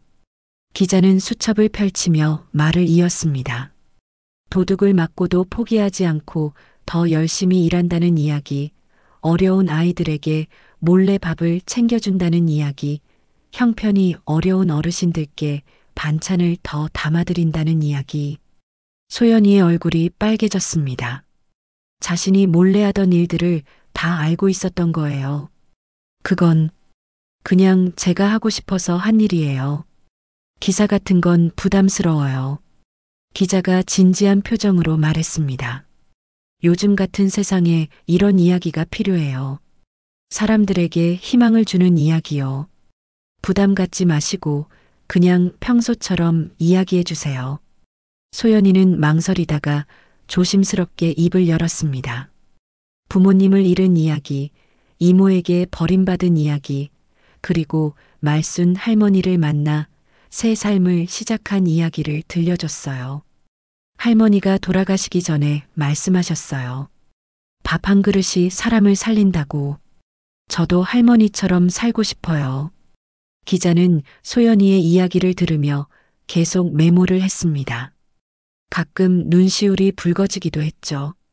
마지막으로 하고 싶은 말이 있으신가요? 소연이는 잠시 생각하다가 말했습니다. 저는 특별한 사람이 아니에요. 그저 받은 사랑을 돌려주고 있을 뿐이에요. 누구나 할 수 있는 일이죠. 인터뷰가 끝나고 며칠이 지났습니다. 소연이는 그 일을 잊고 평소처럼 일하고 있었어요. 그런데 어느 날 아침 가게 앞에 사람들이 줄을 서 있었습니다. 어머, 뭐죠? 무슨 일이에요? 앞에 서 있던 아주머니가 신문을 보여줬습니다. 이거 보셨어요? 소연이 씨 기사가 났어요. 신문 일면에 큰 사진과 함께 기사가 실려 있었습니다. 제목은 이랬어요. 고아 소녀, 성실과 선행으로 시장에 희망을 심다. 부제목에는 도둑 맞고도 포기하지 않고 어려운 이웃 돕는 20살 청년이라고 적혀 있었죠. 소연이는 얼굴이 화끈거렸습니다. 자신의 이야기가 이렇게 크게 실릴 줄은 몰랐어요. 정말 대단해요. 이렇게 어린 나이에 우리도 도와주고 싶어요. 반찬 사러 왔어요. 사람들이 한마디씩 하며 가게로 들어왔습니다. 순식간에 준비한 반찬이 다 팔렸어요. 어떤 분은 반찬을 사면서 돈을 더 주고 가기도 했죠. 거스름 돈이에요. 괜찮아요. 힘든데도 남을 도우니까 우리도 조금이나마 도와주고 싶어요. 그날 저녁 소연이는 믿을 수가 없었습니다. 하루 만에 한 달치 매출이 나온 거예요. 게다가 계속 전화가 왔습니다. 반찬 주문하고 싶은데요. 대량 구매 가능한가요? 우리 회사 구내식당에 납품 가능하신지. 소연이는 정신이 하나도 없었습니다. 혼자서는 도저히 감당할 수 없을 정도였어요. 다음 날도 마찬가지였습니다. 새벽부터 사람들이 찾아왔어요. 멀리서 일부러 찾아온 사람들도 있었죠. 기사 보고 왔어요. 이런 착한 가게는 응원해야죠. 젊은 사람이 정말 기특해요. 우리 딸한테도 본보기가 됐어요. 일주일이 지나자 상황은 더욱 놀라워졌습니다. 지역 방송국에서 취재를 왔고 인터넷에도 소연이 이야기가 퍼지기 시작했어요. 감동시라 고아에서 천사가 된 20살 소녀. 말순 할머니의 정신을 이어받은 반찬가게 사장. 도둑도 감동시킨 따뜻한 마음. 댓글들도 뜨거웠습니다. 눈물 났어요. 이런 분이 성공해야 해요. 당장 가서 반찬 사고 싶네요. 펀딩이라도 열어주세요. 돕고 싶습니다. 소연이는 갑작스러운 변화에 어리둥절했습니다. 불과 일주일 전까지만 해도 하루하루 걱정하며 살았는데 이제는 주문이 밀려서 걱정이었어요. 시장 상인들도 도와주기 시작했습니다. 소연아, 우리가 도와줄게. 혼자 하기 힘들잖아. 그래, 시장 전체가 뜬 김에 다 같이 잘 살아보자. 떡집 아주머니는 일손을 도와주고 야채 가게 아저씨는 재료를 싸게 공급해주고 정육점에서는 좋은 고기를 골라줬어요. 시장 전체가 소연이를 응원하는 분위기였죠. 그런데 정작 소연이는 복잡한 심정이었습니다. 자신이 한 일이 그저 당연한 일이라고 생각했는데 이렇게 큰 관심을 받는 게 부담스러웠어요. 그날 밤 소연이는 할머니 사진 앞에 앉았습니다. 할머니, 저 이래도 되는 걸까요? 제가 한 일은 그냥 할머니가 저한테 해주신 것을 따라한 것뿐인데 그때 휴대전화가 울렸습니다. 모르는 번호였어요. 여보세요? 소연 씨인가요? 저는 대기업 사회공헌팀에서 연락드렸습니다. 소연 씨 이야기를 듣고 감동받았어요. 우리 회사에서 후원하고 싶은데 만나서 이야기 나눌 수 있을까요? 소연이는 놀라서 말을 더듬었습니다. 저는 그냥 작은 반찬 가게인데요. 알고 있습니다. 하지만 소연 씨가 하시는 일의 가치를 우리는 높이 평가합니다. 착한 마음에다 성실함까지 갖춘 분이시잖아요. 그런 분이 성공해야 세상이 더 좋아진다고 믿어요. 전화를 끊고 소연이는 한참을 생각했습니다. 이 모든 게 꿈만 같았어요. 불과 한 달 전만 해도 도둑을 맞고 울었는데 이제는 대기업에서 후원을 하겠다니. 하지만 소연이는 알고 있었습니다. 이 모든 게 단순히 운이 좋아서가 아니라는 걸. 매일 새벽 3시에 일어나 성실하게 일했고 어려운 중에도 남을 도왔던 그 모든 시간이 쌓여서 만든 결과라는 걸. 다음 날 소연이는 가게 문 앞에 새로운 종이를 붙였습니다. 덕분에 많은 사랑을 받았습니다. 이제 그 사랑을 더 많이 나누겠습니다. 매주 금요일은 어려운 이웃을 위한 무료 반찬 나눔의 날입니다. 사람들은 그 종이를 보고 또 한 번 감동했습니다. 성공의 기회가 왔는데도 여전히 나눔을 생각하는 소연이의 마음이 아름다웠던 거죠. 그날 저녁 소연이는 일기를 썼습니다. 오늘도 정신없는 하루였다. 하지만 이상하게 마음은 평온하다. 할머니가 늘 말씀하셨다. 성실하게 살다 보면 언젠가는 빛을 본다고. 그 말이 맞았다. 하지만 진짜 빛은 돈이나 명예가 아니라 내가 누군가에게 희망이 될 수 있다는 것. 그게 진짜 선물인 것 같다. 20년의 세월이 흘렀습니다. 20살 청년이었던 소연이는 이제 40살에 성공한 기업가가 되어 있었어요. 할머니의 손맛이라는 브랜드로 시작한 작은 반찬 가게는 이제 전국 200여 개의 매장을 가진 거대 프랜차이즈가 되었죠. 본사 건물 최상층에 있는 사무실. 소연이는 커다란 유리창 너머로 도시를 내려다보며 생각에 잠겨 있었습니다. 오늘은 해외 진출 계약을 마무리하는 날이었어요. 일본, 중국, 미국까지. 할머니의 손맛은 이제 세계로 뻗어나가고 있었죠. 회장님, 오후 2시 회의 준비됐습니다. 비서의 말에 소연이는 고개를 끄덕였습니다. 회의실로 들어서자 임원들이 일제히 일어나 인사했어요. 미국 법인 설립건은 순조롭게 진행되고 있습니다. 현지 반응도 매우 좋습니다. 일본에서도 한국 전통 발효식품에 대한 관심이 높아서 보고를 듣는 소연이의 표정은 진지했습니다. 하지만 마음 한구석에는 늘 그리움이 있었어요. 할머니가 계셨다면 얼마나 자랑스러워 하셨을까. 회의가 끝난 후 소연이는 사무실로 돌아왔습니다. 책상 위에는 할머니 사진이 놓여 있었어요. 매일 아침 그 사진을 보며 하루를 시작하는 게 소연이의 일과였죠. 그때 비서가 급하게 들어왔습니다. 회장님, 로비에 어떤 분들이 찾아오셨는데 회장님의 친척이라고 하시는데요. 소연이의 표정이 굳어졌습니다. 친척이라니. 설마 누구인지 확인했어요? 박영희, 김철수 씨라고 하시는데요. 이모와 이모부였습니다. 27년 만에 재회였어요. 그 추운 겨울밤 13살 소연이를 내쫓았던 그 사람들이 찾아온 거였죠. 소연이는 잠시 고민하다가 말했습니다. 응접실로 모시고 제가 내려갈 때까지 기다리게 해주세요. 응접실로 내려가는 엘리베이터 안에서 소연이는 깊은 숨을 쉬었습니다. 분노인지 서글픔인지 알 수 없는 감정이 밀려왔어요. 문을 열고 들어서자 늙은 이모와 이모부가 앉아 있었습니다. 세월은 그들에게도 공평했어요.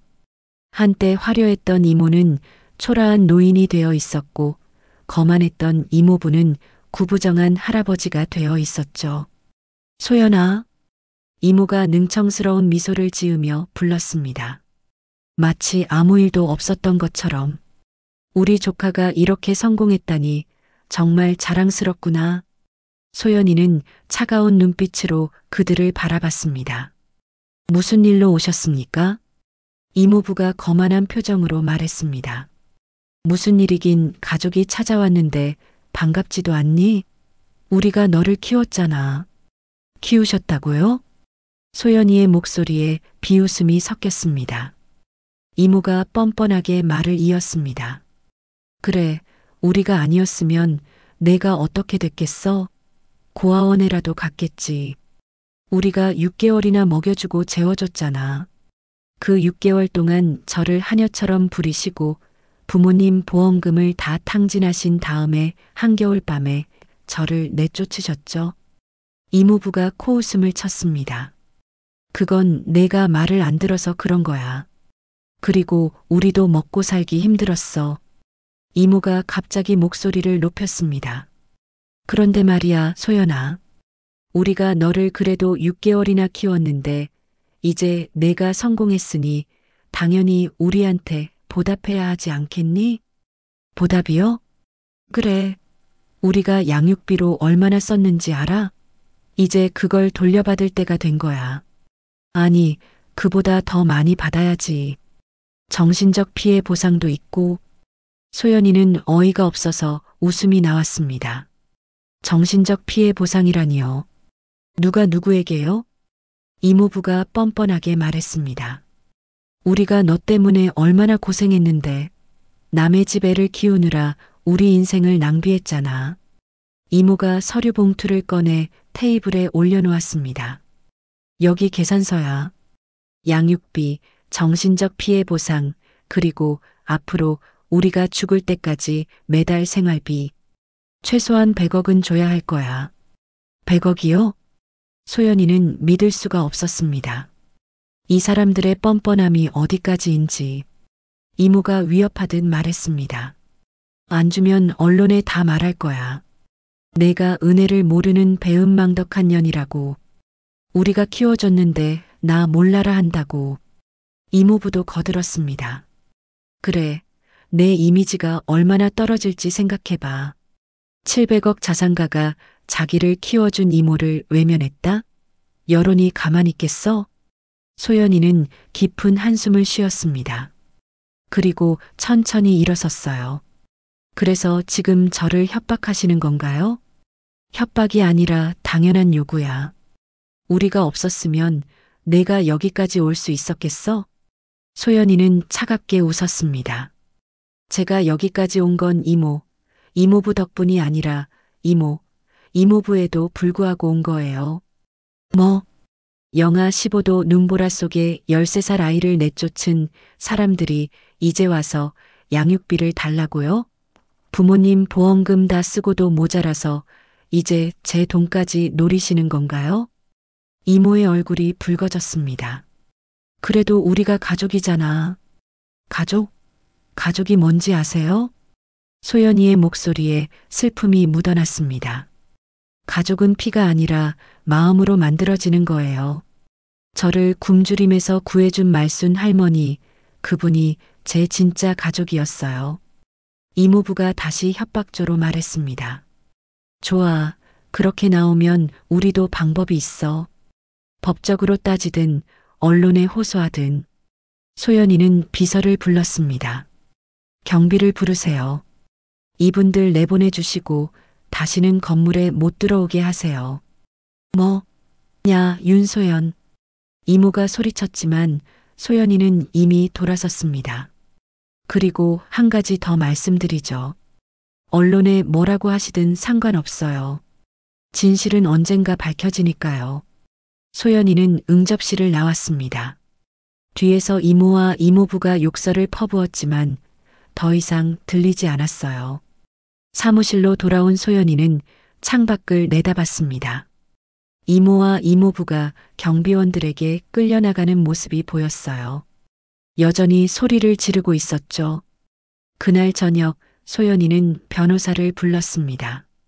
이모와 이모부가 계속 접근하면 접근금지 명령 신청해 주세요. 그리고 과거 보험금 횡령 건도 조사해 주시고요. 알겠습니다, 회장님. 혼자 남은 소연이는 할머니 사진을 바라봤습니다. 할머니, 전 용서할 수 없어요. 그 사람들은 끝까지 반성하지 않네요. 다음 날 언론에는 역시나 기사가 났습니다. 하지만 내용은 이모 부부가 예상한 것과 달랐어요. 700억 회장 협박한 파렴치한 이모 부부. 어린 조카 학대 후 27년 만에 돈 요구. 누군가가 제보한 거였습니다. 과거 이모 부부가 소연이를 학대했던 사실, 보험금을 횡령했던 사실이 모두 드러났어요. 여론은 들끓었습니다. 어떻게 저런 인간들이 있지? 소연 회장님이 불쌍하다. 저런 사람들은 처벌받아야 해. 일주일 후 소연이는 기자회견을 열었습니다. 과거는 과거일 뿐입니다. 저는 미래를 봅니다. 그리고 놀라운 발표를 했습니다. 할머니의 손맛은 앞으로 매출의 1%를 사회에 환원하겠습니다. 고아와 소외계층 아이들을 위한 무료 급식 사업을 대대적으로 확대할 겁니다. 박수가 터져 나왔습니다. 소연이는 미소 지으며 말을 이었어요. 제가 어렸을 때 한 그릇의 국밥이 저를 살렸습니다. 이제는 제가 그런 국밥이 되고 싶습니다. 어떤 아이도 배고픔 때문에 절망하지 않도록. 그날 저녁 소연이는 시장 근처를 찾았습니다. 할머니와 함께했던 그 국밥집 자리는 이제 높은 빌딩이 들어서 있었죠. 할머니, 저 잘했죠? 그 사람들에게 복수하는 대신 더 많은 아이들을 돕기로 했어요. 이게 할머니가 원하시는 거였을 거예요. 창밖의 별들이 반짝였습니다. 그중 가장 밝은 별이 할머니 같았어요. 소연이는 확신했죠. 이제야 진정한 성공을 이뤘다고. 이모 부부가 찾아온 지 일주일이 지났습니다. 소연이는 변호사와 함께 과거의 모든 기록을 정리하고 있었어요. 부모님의 사망보험금 서류, 이모가 보험금을 수령한 기록, 그리고 당시 병원 진료 기록까지. 27년 전의 일이었지만 증거는 명확했습니다. 회장님, 보험금 횡령은 명백한 범죄입니다. 고소하시겠습니까? 변호사의 질문에 소연이는 잠시 망설였습니다. 복수하고 싶은 마음과 그저 잊고 싶은 마음이 충돌했어요. 일단 보류하겠습니다. 하지만 자료는 준비해 주세요. 그런데 이모 부부는 포기하지 않았습니다. 여러 언론사에 인터뷰를 하고 다녔어요. 하지만 그들의 계획은 예상과 달리 흘러갔죠. 한 방송국 인터뷰에서 이모가 말했습니다. 우리가 소연이를 6개월이나 키웠어요. 그런데 이제 와서 우리를 모른다고 하니. 기자가 물었습니다. 6개월 동안 양육비는 어떻게 충당하셨나요? 그야 우리 돈으로. 아니, 그때 언니 부부 보험금이 좀 있었죠. 이모부가 급하게 끼어들었지만 이미 늦었습니다. 보험금을 받으셨다고요? 그럼 그 돈은 소연 씨 것 아닌가요? 그게 양육비로 썼다니까요. 하지만 기자들은 집요했습니다. 취재 결과 보험금 3억 원 중 대부분이 6개월 만에 도박과 사치품 구매로 탕진된 사실이 드러났어요. 더 충격적인 사실도 밝혀졌습니다. 당시 병원 기록에 따르면 영양실조와 동상으로 실려온 13살 소녀의 기록이 있었던 거예요. 바로 이모네 집에서 쫓겨난 소연이었죠. 언론은 들끓었습니다. 3억 보험금 횡령한 이모, 조카는 영양실조. 한겨울에 아이 내쫓은 악마 같은 친척. 이제 와서 100억 요구하는 파렴치. 여론은 완전히 뒤집어졌습니다. 이모 부부를 동정하는 사람은 아무도 없었어요. 그러던 어느 날 소연이는 뜻밖의 전화를 받았습니다. 여보세요? 저는 27년 전 소연 씨를 치료했던 의사입니다. 뉴스를 보고 연락드렸어요. 선생님이 저를 기억하세요? 어떻게 잊겠어요? 그렇게 어린아이가 영양실조와 동상으로 죽을 뻔했는데 그때 같이 온 할머니가 밤새 울면서 간호하시던 모습이 아직도 생생해요. 소연이의 눈가가 촉촉해졌습니다. 말순 할머니의 사랑을 다시 한번 느낄 수 있었어요. 그리고 제가 법정에서 증언할 수 있습니다. 당시 아이의 상태가 얼마나 심각했는지 그게 단순한 방임이 아니라 학대였다는 거요. 며칠 후 검찰에서 이모 부부를 소환했습니다. 보험금 횡령과 아동학대 혐의였어요. 이모 부부는 변호사를 선임할 돈도 없어 국선 변호인을 받았죠. 법정에서 이모는 울면서 말했습니다. 우리도 어려웠어요. 정말 어쩔 수 없었다고요. 하지만 검사는 차갑게 반박했습니다. 피고인들은 3억이라는 거금을 받고도 6개월 만에 탕진했습니다. 그 돈의 대부분이 도박과 명품 구매에 쓰였죠. 그리고 한겨울에 13살 아이를 길거리에 버렸습니다. 판사도 엄한 표정이었습니다. 피고인들의 행위는 명백한 범죄입니다. 특히 어린 조카를 상대로 한 행위는 용서받기 어렵습니다. 재판이 진행되는 동안 소연이는 복잡한 심정이었습니다. 이모 부부가 법의 심판을 받는 걸 보니 시원하면서도 씁쓸했어요. 그런데 선고 공판날 이모 부부가 무너졌습니다. 이모는 바닥에 주저앉아 오열했고 이모부는 고개를 들 수 없었어요. 정말 잘못했어요. 그때 우리가 미쳤었어요. 소연아, 정말 미안해. 이모가 소연이를 향해 무릎을 꿇었습니다. 이번엔 진심이었어요. 거짓이 아닌 진짜 후회와 참회가 보였죠. 그 추운 날 내가 문 두드리던 소리가 아직도 들려. 악몽을 꿔. 매일 그 죄책감에 시달렸어. 이모부도 눈물을 흘렸습니다. 우리가 짐승만도 못했어. 어린 조카한테 그러면 안 됐는데. 평생 후회하며 살았어. 법정 안에 모든 사람들이 숨죽였습니다.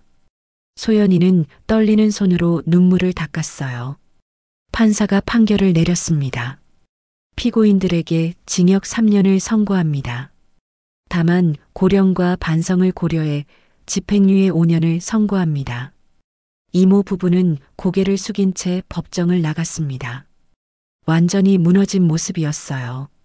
재판이 끝난 후 소연이는 검사에게 말했습니다. 민사소송은 하지 않겠습니다. 회장님, 손해배상을 받을 수 있습니다. 그 사람들에게 받을 게 뭐가 있겠어요. 이미 충분히 벌을 받았어요. 그날 밤 소연이는 이모에게 편지를 썼습니다. 이모, 저는 이모를 용서합니다. 증오하며 사는 것도 지쳤어요. 하지만 다시는 만나고 싶지 않아요. 각자의 길을 가요. 부디 남은 생은 후회 없이 사세요. 편지와 함께 작은 돈 봉투를 넣었습니다. 당장 생활할 정도의 돈이었어요. 복수가 아닌 연민이었죠. 일주일 후 소연이는 할머니 묘소를 찾았습니다. 할머니, 저 용서했어요. 할머니가 그러셨던 것처럼. 증오는 제 마음만 병들게 하더라고요. 바람이 불었습니다. 나뭇잎이 살랑거리는 소리가 할머니의 대답 같았어요. 그 후 이모 부부는 완전히 사라졌습니다. 시골로 내려가 조용히 살고 있다는 소문만 들렸어요. 언론도 더 이상 그들을 찾지 않았죠. 소연이는 다시 일상으로 돌아왔습니다. 하지만 마음은 전보다 가벼웠어요. 27년 동안 가슴에 품고 있던 무거운 짐을 내려놓은 기분이었죠. 회사에서는 새로운 프로젝트를 시작했습니다. 용서와 화해 캠페인이었어요. 상처받은 사람들이 용서를 통해 치유받을 수 있도록 돕는 프로그램이었죠. 한 직원이 물었습니다. 회장님, 왜 이런 캠페인을 하시는 거예요? 소연이는 창밖을 바라보며 답했습니다. 용서는 상대를 위한 게 아니라 나를 위한 거예요. 증오의 감옥에서 나를 해방시키는 열쇠죠. 그날 소연이가 쓴 일기에는 이렇게 적혀 있었습니다. 오늘로 과거와 완전히 작별한다. 이모와 이모부를 용서했다. 그들도 불행한 사람들이었다. 욕심과 어리석음에 눈이 멀어 더 큰 것을 잃었으니까. 하지만 나는 그 덕분에 할머니를 만났고 진짜 사랑이 무엇인지 배웠다. 어떻게 보면 그들에게도 감사해야 할지 모른다. 그들이 나를 버렸기에 나는 더 큰 사랑을 만날 수 있었으니까. 이제 정말로 자유다. 할머니, 이제 저도 당신처럼 살 수 있을 것 같아요. 이모 부부 사건이 마무리된 지 1년이 지났습니다. 소연이는 새로운 결심을 했어요. 단순히 사업으로 성공하는 것을 넘어 진정한 나눔을 실천하기로 한 거죠. 그래서 탄생한 것이 말순재단이었습니다. 재단 설립식 날 수백 명의 사람들이 모였습니다. 정부 관계자, 기업인, 언론인, 그리고 무엇보다 소연이가 돕고 있던 아이들이 참석했어요. 소연이는 단상에 올라 마이크를 잡았습니다. 떨리는 마음을 진정시키고 천천히 말을 시작했어요. 안녕하세요. 오늘 말순재단 설립을 선언하게 되어 기쁩니다. 이 재단은 제 인생을 바꿔주신 말순 할머니의 이름을 딴 것입니다. 청중들이 조용히 귀를 기울였습니다. 27년 전 저는 한겨울 길거리에서 죽어가고 있었습니다. 그때 한 할머니가 저를 구해주셨어요. 따뜻한 국밥 한 그릇과 무조건적인 사랑으로요. 소연이의 목소리가 떨렸지만 계속 말을 이어갔습니다.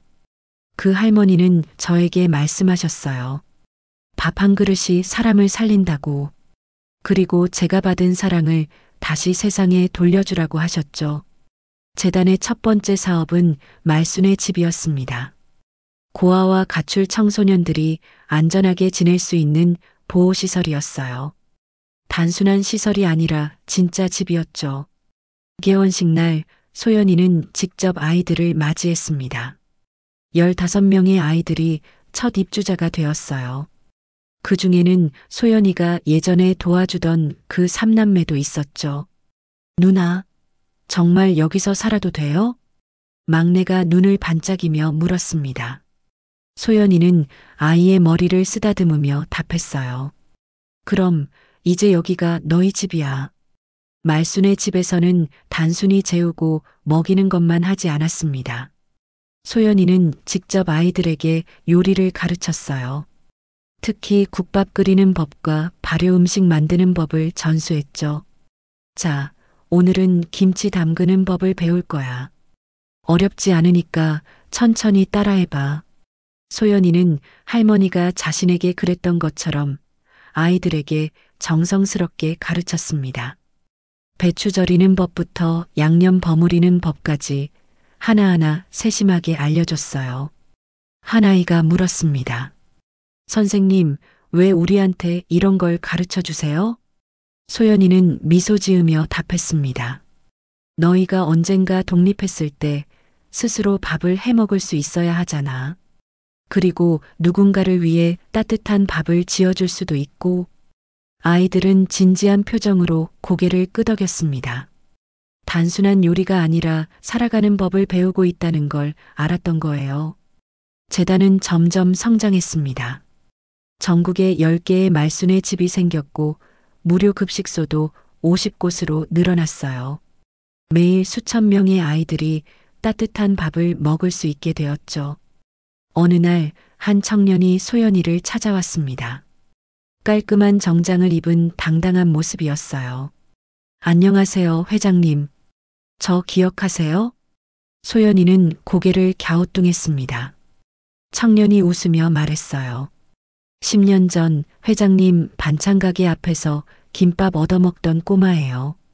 소연이의 눈이 커졌습니다. 그 배고파하던 아이가 이렇게 훌륭하게 성장한 거예요.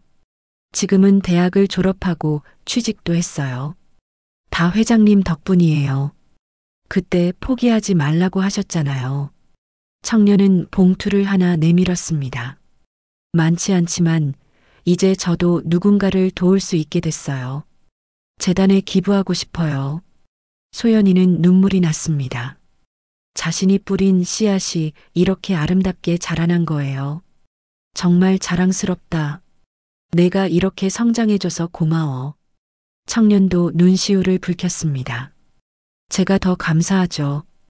이제 저도 어려운 아이들을 돕고 싶어요. 이런 일들이 하나둘 늘어갔습니다.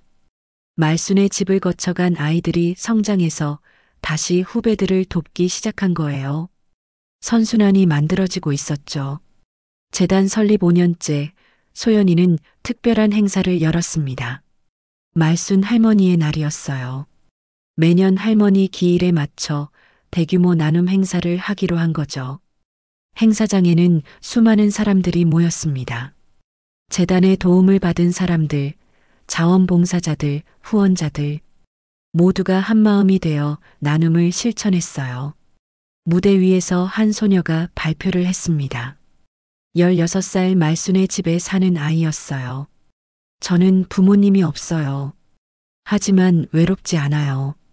여기 계신 모든 분들이 제 가족이니까요. 소녀는 소연이를 바라보며 말을 이었습니다. 특히 소연 선생님은 제게 엄마 같은 분이에요. 늘 말씀하시죠. 너는 존재 자체로 소중하다고. 청중들 사이에서 훌쩍이는 소리가 들렸습니다. 소연이도 눈물을 참을 수 없었어요. 선생님이 저희에게 가르쳐 주신 건 단순한 요리가 아니었어요. 사랑하는 법, 나누는 법, 그리고 포기하지 않는 법이었죠. 소녀의 발표가 끝나자 우레와 같은 박수가 터져 나왔습니다. 그날 밤 소연이는 할머니 묘소를 찾았습니다. 묘비 앞에 국밥 한 그릇을 놓고 조용히 말했어요. 할머니, 저 잘하고 있죠? 할머니가 저에게 주신 사랑을 이제 수천 명의 아이들에게 전하고 있어요. 바람이 불었습니다. 따뜻한 봄바람이었어요. 마치 할머니가 쓰다듬어 주는 것 같았죠. 할머니가 말씀하셨죠.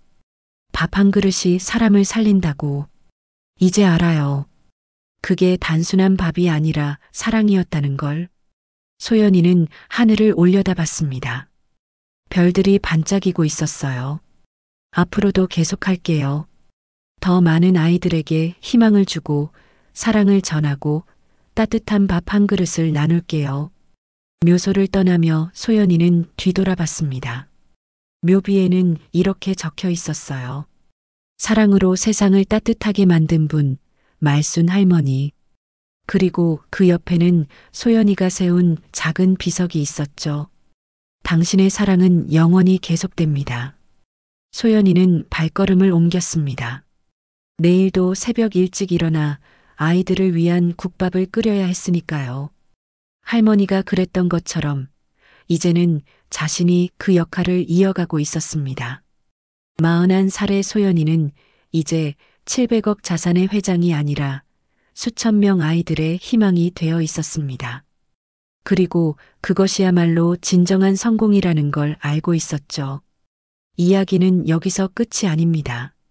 소연이가 심은 사랑의 씨앗은 계속 자라나고 있으니까요. 언젠가는 이 땅의 모든 아이들이 배고픔 없이 사랑받으며 자랄 수 있는 그날까지 소연이의 나눔은 계속될 것입니다. 오늘 이야기는 여기까지입니다. 끝까지 함께 해주신 여러분께 마음 깊이 감사의 인사를 전합니다. 오늘의 이야기가 마음에 와닿으셨다면 구독과 좋아요로 응원해주세요. 여러분의 작은 관심이 더 좋은 이야기를 만드는 큰 힘이 됩니다. 일상 속 작은 행복들이 여러분 곁에 머물기를 바라며 다음에는 더 따뜻하고 의미 있는 이야기로 돌아오겠습니다. 전국사연이었습니다. 감사합니다.